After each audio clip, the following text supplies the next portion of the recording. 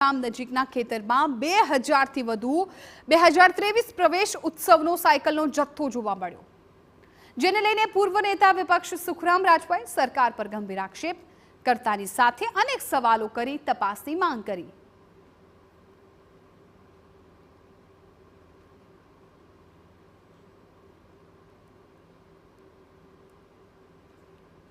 तैयार साइकलो लगभग 2500 થી 3000 पड़ी है અને એટલું જ મટીરિયલ ત્યાં પડ્યું છે।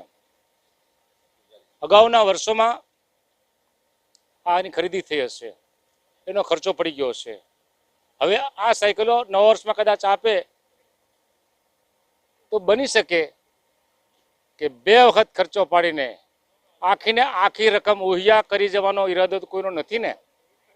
કઈ સંસ્થા આ સાયકલ પૂરી પાડે છે, કોના થકી ખરીદી થઈ, શા માટે આટલું બધું વિલંબ થયું, એક તપાસનો વિષય છે। મારી માંગણી છે કે છોટાઉદેપુરના અમારા સમાહર્તા કલેક્ટર સાહેબ આ બાબતની તપાસ કરે, જેની સામે પગલાં લેવાના હોય એને પગલાં લઈને જે લાભાર્થી છે લાભાર્થીને સાયકલો વહેલી મળે એની વ્યવસ્થા થવી જોઈએ।